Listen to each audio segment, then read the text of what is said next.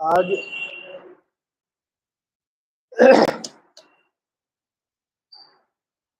کرنا چاہیے،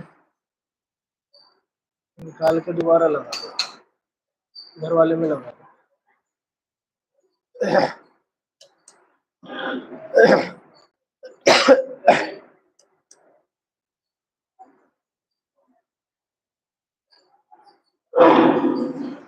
آج وہ بارہ آدھے سے مکمل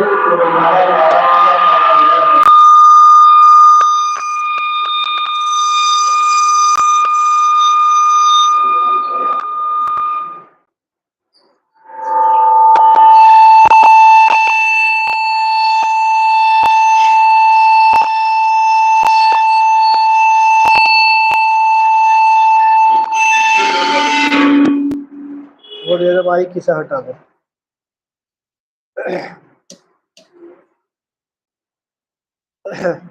دوسرا والا دے دے، اسے نکال کے پھینک دے۔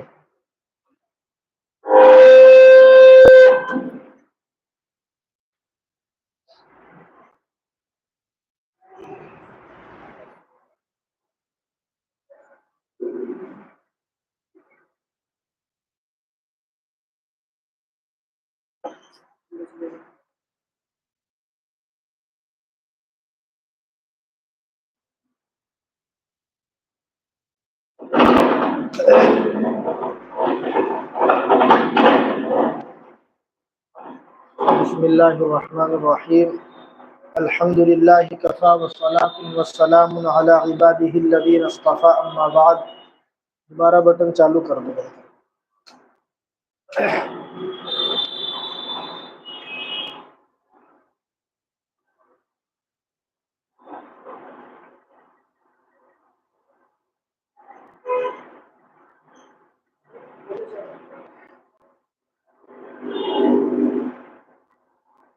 آٹھویں پارے کے آدھے پر ایک سورت ہے، سورہ اعراف۔ اعراف کے بارے میں مفسرین نے لکھا ہے کہ ایک دیوار کا نام ہے اعراف، جس کی بلندی پر کچھ ایسے لوگ کھڑے ہوں گے جن کے گناہ اور نیکیاں بالکل برابر ہوں گے، یعنی جنت میں بھی وہ نہیں جائیں گے، دوزخ میں بھی نہیں جائیں گے، بیچ کی ایک جگہ پر وہ رہیں گے۔ تو جس جگہ پر وہ رہیں گے گناہ ان کے برابر، نیکیاں ان کی برابر، اس جگہ کو، اس دیوار کو، اس بلندی کو کہا جاتا ہے عربی میں اعراف۔ تو یہاں یہ سورت اعراف نام کی ہی سورت ہے۔ اللہ تعالیٰ فرماتے ہیں شروع میں قرآن کریم کی حقانیت سے متعلق کہ یہ کتاب ہے، قرآن کریم ایسی کتاب ہے جو آپ کی طرف اتاری گئی ہے، اور اس قرآن کریم کا مقصد یہ ہے کہ آپ اس کے ذریعے سے لوگوں کو اللہ کے عذاب سے ڈرائیں کہ اگر وہ ایمان نہیں لائیں گے تو ان کو سزا دی جائے گی۔ اور یہ قرآن کریم ایسی کتاب ہے جو ایمان والوں کے لیے نصیحت کی چیز ہے، ایمان والوں کے لیے قرآن کریم میں فائدے کی باتیں بیان کی گئی ہیں۔ آگے اللہ تعالیٰ نے اعمال ناموں کا ذکر کیا اور یہ بتلایا کہ ہم قیامت کے دن ترازو قائم کریں گے۔ جگہ جگہ یہ مضامین ہے، سب کا خلاصہ یہ ہے، اور وہ ترازو انصاف کی ترازو ہوگی جس کے ذریعے سے اللہ تعالیٰ انسان کی نیکیوں کو اور برائیوں کو تولیں گے۔ اگر انسان کی نیکیاں زیادہ ہوگی تو اللہ فرماتے ہیں کہ وہ انسان کامیاب ہوگا، اور اگر انسان کی نیکیوں کے بجائے اس کے گناہ زیادہ ہوئے تو پھر اللہ فرماتے ہیں یہ وہ لوگ ہیں جو دنیا اور آخرت دونوں اعتبار سے نقصان میں ہیں۔ پھر آگے اللہ تعالیٰ نے حضرت آدم علیہ السلام کی پیدائش کا وہی کیا ڈرامہ ہے، بند کر دو نا اس کو، اس سے اچھا تو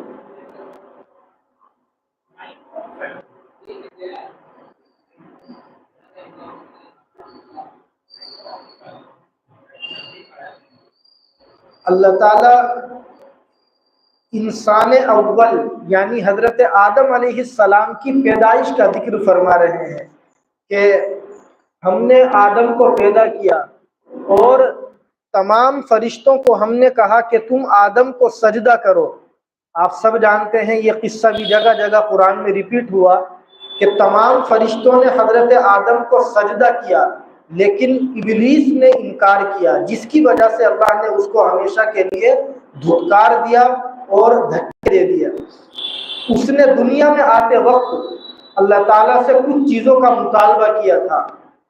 میری جگہ کیا ہوگی، میں کہاں رہوں گا؟ اللہ نے جواب دیا تھا کہ بیت الخلا، حمامات، غسل خانے، میں کہاں وقت گزارا کروں گا، میری آواز کیا ہوگی جس سے میں تیرے بندوں کو بہکاؤں گا. یہ ساری چیزیں ہیں. غالباً ایک ہفتے ہم نے کسی دن اسی موضوع پر بیان کیا تھا کہ اس نے اللہ سے کن کن چیزوں کا مطالبہ کیا تھا اور اللہ نے اس کو وہ ساری چیزیں عطا فرمائی تھی.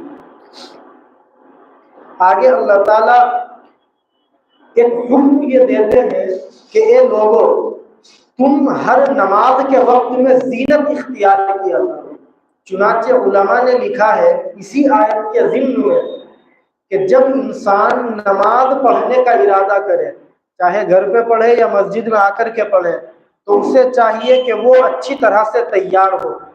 جیسے انسان کسی بہت اعلیٰ درجے کے بڑے آدمی کے یہاں جانے کے لیے تیار ہوتا ہے، اسی طرح آدمی کو تیار ہونا چاہیے، صاف ستھرا ہو کر کے پھر مسجد میں آنا چاہیے. بہت سارے بھائیوں کا یہ مزاج ہے کہ وہ ایسے کپڑوں میں مسجد کے اندر چلے آتے ہیں کہ جن کپڑوں میں وہ اپنے کسی رشتہ دار کے یہاں جانا پسند نہیں کریں گے. ایسے لباس میں نماز پڑھنے کو بعض فقہا نے مکروہ تک لکھا کہ وہ نماز مکروہ ہوتی ہے جو نماز ایسے کپڑوں میں پڑھی جائے جن کپڑوں میں آدمی مسجد میں تو آ جائے لیکن کسی بڑے آدمی کے گھر جانے کو وہ پسند نہ کرے. تو یہ ایک ادب ہے مسجد کا، سنت ہے یہ، اس کے اوپر ہم عمل کیا کریں. آگے اللہ تعالیٰ نے آخرت کے احوال کا ذکر کیا اور ایک عجیب سا مضمون یہاں بیان ہوا ہے کہ کل قیامت کے دن یہ ہوگا کہ جہنم والے جنت والوں کو پکاریں گے اور یہ کہیں گے کہ تم ہمارے اوپر رحمت کا تھوڑا سا پانی ہی برسا دو جو اللہ نے تمہارے اوپر رحمت فرما رکھی ہے.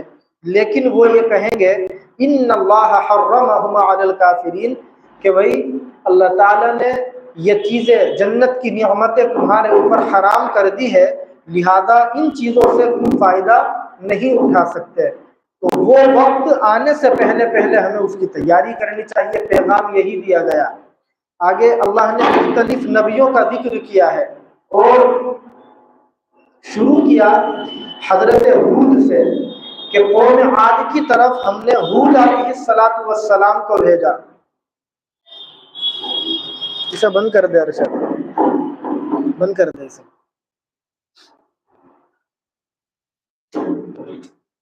تھوڑا سا قریب ہو جاؤ، کوئی مسئلہ نہیں ہے. پوری تراویح میں اچھا چلا لیکن دیکھیے گا تفسیر میں پریشان کر رہا ہے.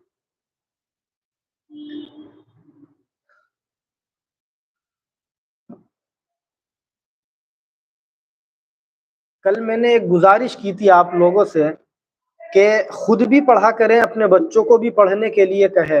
نبیوں کے واقعات علماء نے کتابیں لکھی ہیں اور انگلش میں بھی ہے، عربی میں بھی ہے، اردو میں بھی ہے، ہندی میں بھی آ گئی اب تو، جن کا مقصد یہ ہے ان تمام کتابوں کا کہ ہمیں نبیوں اور رسولوں کے بارے میں جانکاری ہو. تو یہ جو اللہ نے انبیاء بھیجے ہیں ان میں اللہ فرماتے ہیں کہ قوم عاد کی طرف ہم نے حضرت ہود علیہ السلام کو بھیجا تھا.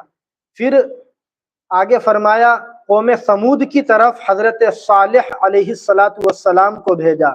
اور ان تمام رسولوں نے صرف ایک ہی بات کی امت کو دعوت دی اور وہ بات کیا تھی؟ اعبدوا اللہ ما لکم من الہ غیرہ. تراویح میں سنتے ہیں نا ہم، آج سنا ہوگا بار بار ایک آیت کبھی کبھی ریپیٹ ہوتی ہے، تو وہ وہی آیت ہے کہ اللہ تعالیٰ نے حضرت شعیب علیہ السلام کو بھیجا مدین کی طرف، ان سے بھی وہی بات کہی جو حضرت صالح سے کہی تھی اور ان سے وہی بات کہی تھی جو حضرت ہود سے کہی تھی. اور وہ ساری باتیں ایک جیسی ہیں کہ تم اللہ کی عبادت کرو اور اللہ کے علاوہ تمہارا کوئی بھی معبود نہیں ہے. پھر حضرت شعیب علیہ السلام کے قصے کو اللہ تعالیٰ نے یہاں کافی تفصیل کے ساتھ بیان کیا۔ یہ واقعہ مختلف مقامات پر ہے، آگے تفصیل کے ساتھ اور اچھے سے آئے گا، وہاں انشاءاللہ اس کو بیان کریں گے۔ پھر آگے اللہ تعالیٰ نے حضرت موسیٰ علیہ السلام اور ان کے معجزوں کا تذکرہ کیا ہے۔ غالباً یہ بات آئی ہوگی کہ حضرت موسیٰ علیہ السلام کو اللہ نے جو نبوت کی علامت کے طور پر معجزے دیے تھے، ان میں ایک معجزہ یہ بھی تھا کہ وہ لاٹھی کو ڈالتے تھے تو وہ اژدہا بن جاتی تھی۔ اسی طرح اللہ تعالیٰ نے اور بھی بہت سارے معجزے دیے، مثلا وہ ہاتھ اپنی بغل میں ڈال کے جب نکالتے تھے تو وہ بالکل دیکھنے والوں کے لیے روشن سورج کی طرح نظر آتا تھا۔ یہ معجزہ تھا جو اللہ نے ان کو عطا کیا۔ پھر حضرت موسیٰ علیہ السلام کی جو قوم ہے بنو اسرائیل، اس کے اوپر اللہ تعالیٰ نے دنیا ہی کے اندر کچھ سزائیں دی تھی، یہاں ان سزاؤں کا تذکرہ ہے۔ فرعونیوں کے اوپر اللہ فرماتے ہیں کہ ایک سزا تو ان کے اوپر یہ آئی کہ طوفان آیا جس کی وجہ سے ان کے گھر تک اجڑ گئے، اور مختلف طریقوں سے اللہ نے کہہ لیجئے ان کو آزمائش میں ڈالا۔ لکھا ہے کہ ٹڈی دل کے ذریعے سے بھی اللہ نے ان کو آزمایا، یعنی یہ ٹڈی ہوتی ہے نا چھوٹی چھوٹی سی، وہ ان کے گھروں کے اندر داخل ہوئی، ان کی کھیتیوں کو انہوں نے تباہ اور برباد کر دیا۔ اسی طرح جوں جو سر کے بالوں میں ہو جاتی ہے، اتنی زیادہ ان کے گھروں میں، ان کے بدنوں میں، ان کے بالوں میں، کپڑوں میں ہوئی کہ وہ ان جوؤں کی کثرت کی وجہ سے تنگ آ گئے، پریشان ہو گئے۔ ان تمام باتوں کے ذکر کرنے کا مقصد صرف یہ ہے کہ اللہ تعالیٰ اگر چاہے تو اپنے بندوں کو معمولی سے کیڑے کے ذریعے سے بھی اگر سزا دے تو آدمی برداشت نہیں کر سکتا۔ اللہ اتنی طاقت والے رب ہیں۔ پھر آگے اللہ تعالیٰ نے بنو اسرائیل کا بہت ساری آیتوں کے اندر، بلکہ بہت سارے رکوع کے اندر تذکرہ کیا، اور چونکہ یہ بنو اسرائیل کے تذکرے آتے رہتے ہیں اس لیے اس پورے قصے کو چھوڑ ہی دیتے ہیں۔ پھر آگے اللہ نے یہ مضمون بیان کیا کہ اللہ اتنی طاقت والے رب ہیں جنہوں نے تم سب کو ایک جان سے پیدا کیا۔ چوتھے پارے میں سورہ نساء میں یہ مضمون آ چکا ہے، اور آگے اللہ فرماتے ہیں کہ اللہ نے انہی کے ذریعے سے ان کی بیوی حضرت حوا کو پیدا کیا، اور پھر ان دونوں کے ذریعے سے پوری دنیا کے تمام انسانوں کو وجود بخشا۔ اس سورت کے اخیر میں یہ حکم اللہ نے بیان کیا کہ جب قرآن پڑھا جائے تو تم قرآن کریم کو کان لگا کر کے سنا کرو اور خاموش رہا کرو۔ اگر تم ایسا کرو گے تو یقیناً تمہارے اوپر رحم کیا جائے گا۔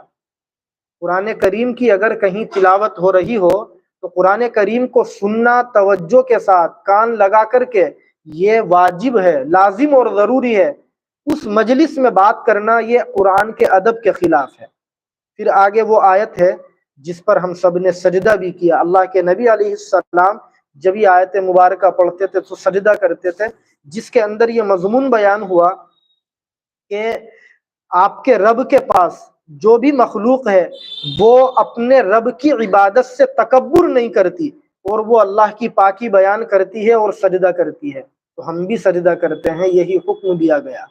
پھر ایک سورت شروع ہوتی ہے 9ویں پارے کے اخیر میں، سورہ انفال۔ انفال کہتے ہیں مال غنیمت کو۔